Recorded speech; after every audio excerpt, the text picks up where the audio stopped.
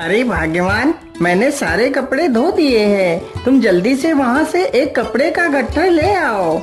हाँ हाँ, अभी लेकर आती हूँ। धोबी की पत्नी कपड़े का गट्ठर सिर पर रखती है और मंगलू की तरफ चल पड़ती है। तभी अचानक से उसका पैर जमीन पर पड़े एक पत्थर से टकराता है। बेचारी के जमीन पर गिरते ही मंगलू अपनी पत्नी को उठाने के लिए उसके पास जाता है। अरे भाग्यवान, तुम कैसे गिर गई? तुम्हें ध्यान से चलना चाहिए था। अजी, आप मेरे चलने को क्या दोष देते हो? जो किस्मत में लिखा होता है वही होता है। काश हमारा भी एक पुत्र होता तो यह कार्य मुझे नहीं करना पड़ता, वह हमारी मदद करवाता। लेकिन यह सब बोलकर क्या फायदा? हमारे जीवन में पुत्र का सुख कभी नहीं लिखा। अरे भाग्यवान, तुम दुखी मत हो। यदि ईश्वर ने चाहा तो हमारा पुत्र अवश्य होगा।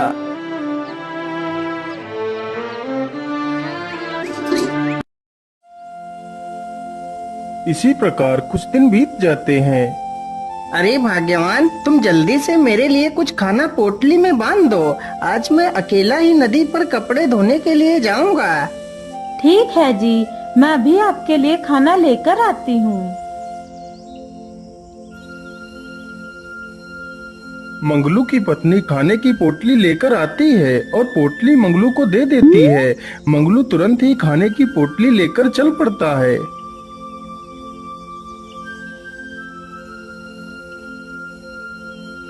मंगलू नदी के किनारे पहुंचकर फिर से अपने काम में लग जाता है।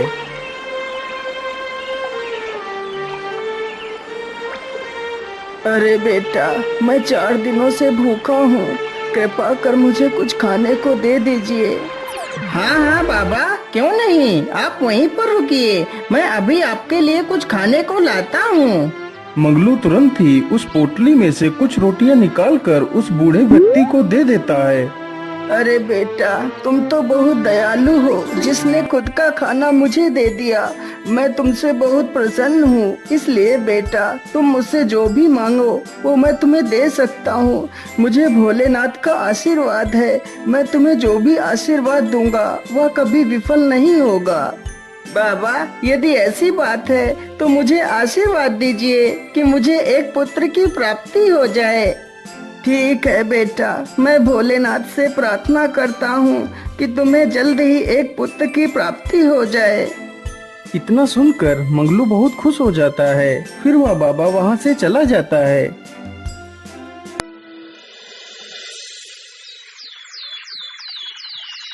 कुछ दिनों में ही मंगलू के घर में एक सुंदर से पुत्र ने जन्म लिया, जिसका नाम मंगलू ने राजकुमार रखा था।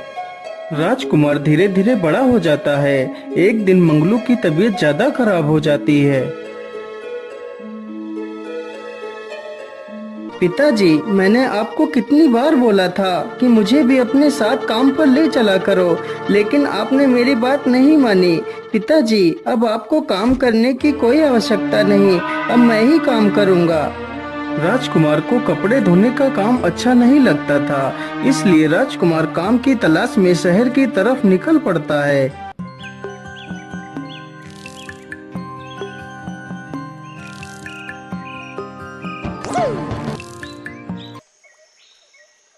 अरे ओ लड़के, रुक जा। कहाँ जा रहा है तू? अरे भाई, मैं काम की तलाश में शहर जा रहा हूँ। अच्छा, तो तू शहर जा रहा है? चल जल्दी से, तेरे पास जो भी है वो निकाल कर मुझे दे दे, नहीं तो हम तुझे मार डालेंगे। लेकिन मेरे पास तो कुछ भी नहीं है, मैं तुम्हें क्या दूं?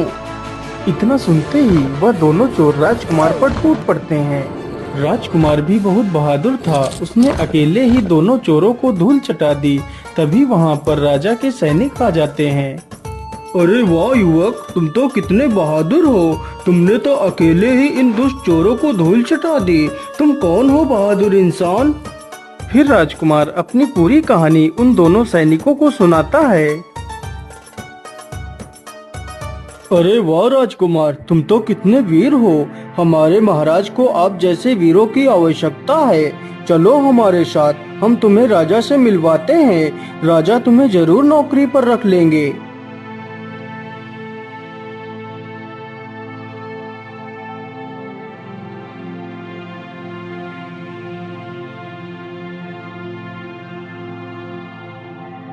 अरे वाह राजकुमार, तुम तो कितने वीर हो। मुझे तो तुम जैसे वीरों की ही तलाश रहती है। राजकुमार, आज से तुम मेरे विशेष अंगरक्षक हो। फिर राजा उसे अपना विशेष अंगरक्षक बना लेता है।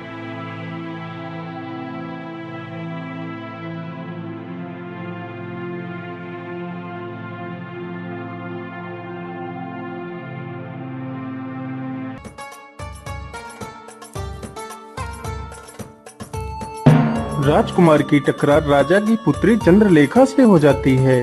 चंद्रलेखा दिखने में बहुत खूबसूरत थी। राजकुमार चंद्रलेखा की सुंदरता को देखता ही रहता है और चंद्रलेखा भी राजकुमार को देखती ही रहती है।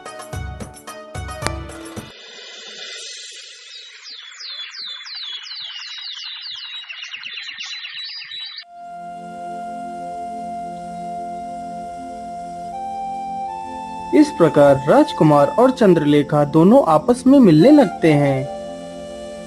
दोनों आपस में बात कर ही रहे थे कि तभी राजा का सैनिक राजकुमार और चंद्रलेखा को देख लेता है और सारी बात राजा को बता देता है। सैनिकों, राजकुमार को जल्दी से हमारे सामने पेश किया जाए। लेकिन राजकुमारी जी, महाराज हमारे रिश्ते को कैसे स्वीकार करेंगे? आप एक राजकुमारी हो और मैं आपका नौकर, भला हमारा रिश्ता कैसे हो सकता है? राजकुमार, जल्दी से चलो, तुम्हें महाराज ने बुलाया है।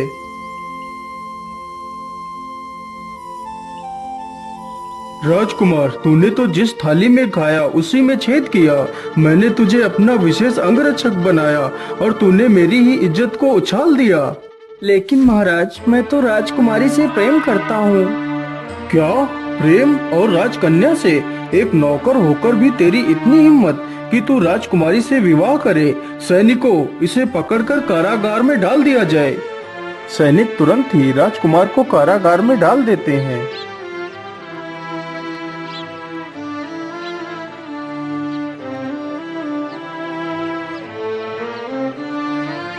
आप लोग चिंता मत करिए, मैं आपको कुछ स्वर्ण मुद्राएं देता हूँ। आप फसल को दोबारा से बोइए। यदि ईश्वर ने चाहा तो फसल इस बार अच्छी होगी। मंत्री जी, 100 स्वर्ण की मुद्राएं लाइए। मंत्री तुरंत ही 100 सोने की मोहरें लेकर आ जाता है। महाराज, अब आप ही इन मुद्राओं को इन गांव वालों को दे दीजिए। राजा जैसे ही सिंहासन से नीचे उतरता है, तभी अचानक से राजा का पैर फिसल जाता है और राजा जमीन पर गिर पड़ता है। सभी लोग जल्दी से राजा को बिस्तर पर लिटाते हैं। अरे महाराज, ये क्या हो गया आपको? हे प्रभु, ये क्या अनर्थ कर दिया? महारानी जी, आप परेशान न होइए, बस थोड़ा सा बुरा वक्त है। यदि ईश्वर ने चाहा तो यह बुरा वक्त भी जल्दी ही कट जाएगा। लेकिन महाराज, आपके इस हालात में रहते हुए हमारे राज्य की देखरेख कैसे हो पाएगी? राज्य सभा को कौन चलाएगा? महारानी जी, आप चिंता ना करिए, राजगद्दी को हमारी बड़ी पुत्री चंद्रलेखा संभाल लेगी। लेकिन महाराज, चंद्रलेखा ही क्यों? हमारा पुत्र भी तो राजगद्दी को संभाल सकता है। नहीं महारानी जी, हमारा पुत्र राज्य गद्दी के लायक नहीं है। वह स्वभाव से बहुत ही अहंकारी है। वह राज्य को संभाल नहीं सकता। राजा की ये सारी बातें चंद्रवीर छिपकर सुन रहा था। अच्छा, तो हमारा पिता ही हमारा भला नहीं सोच रहा? राज्य गद्दी पर हमारी बहन को बिठाएगा। मेरे रहते हुए मैं राज्य गद्दी पर किसी को नहीं बैठने दूंगा। उस राज्य गद्दी पर सिर्फ मेरा ही अधिकार है। राजकुमार चंद्रवीर अपने साथियों के पास जाता है और उन्हें सारी कहानी सुनाता है। लेकिन राजकुमार जी, हम महाराज को कैसे मारेंगे? अरे झुमरू, हम लोग आज रात ही महाराज को बंदी बनाकर ले चलेंगे और जंगल में फेंक देंगे। जंगल में कोई ना कोई जानवर महाराज को खा जाएगा।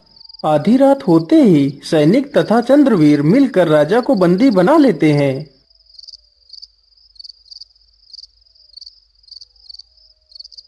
अरे भैया, आप ये क्या कर रहे हैं? पिताजी को कहाँ ले जा रहे हैं? पिताजी को छोड़ दो। अरे तू हट जा, नहीं तो मैं तुझे भी मार डालूंगा। क्या करूं? पिताजी को कैसे बचाऊं? मैं ऐसा करती हूँ, जल्दी से राजकुमार के पास जाती हूँ, वही पिताजी को बचा सकते हैं। इतना सोचकर चंद्रलेखा तुरंत ही राजकुमार के पास जाती है और सारी कहानी राजकुमार को सुना देती है। लेकिन चंद्रलेखा, मैं तो इस कारागार में बंद हूँ, मैं भला क्या ही कर सकता हूँ। राजकुमार जी, आप चिंता ना करिए, मैं अभी जेल का दरवाजा खोल देती हूँ। चंद्रलेखा जल्दी से जाती है और कारागार की चाबी लेकर आ जाती है। फिर वह कारागार का दरवाजा खोल देती है और राजकुमार को बाहर निकाल लेती है। फिर वे दोनों जंगल की तरफ चले जाते हैं। रुक जाओ चंद्रवीर, महाराज को छोड़ दो, नहीं तो मैं तुम्हें जिंदा नहीं छोड़ूंगा। अच्छा, एक नौकर होकर मुझे मारने की धमकी दे रहा है। सैनिकों, इसे यहीं रख दो और इस नौकर को अच्छे से मजा चखाओ। सारे सैनिक राजकुमार पर टूट पड़ते हैं। कुछ ही देर में राजकुमार सारे सैनिकों को धूल चटा देता है।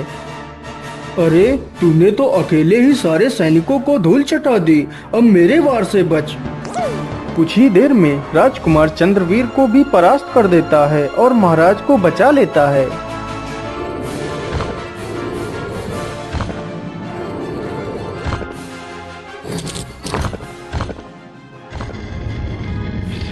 वाह पुत्र वाह, तुम तो कितने वीर हो। मैंने तुम्हें गलत समझा पुत्र, मुझे माफ कर दो। नहीं महाराज, आपसे कोई गलती नहीं हुई। एक पिता होने के नाते आपका ऐसा करना उचित था। बेटा, मैं आज अपनी पुत्री चंद्रलेखा का विवाह तुमसे करना चाहता हूँ और इस राज्य गद्दी को तुम्हें सौंपना चाहता हूँ। फिर राजा उन दोनों का विवाह कर देता है और राजकुमार को ही उस राज्य का राजा बना देता है।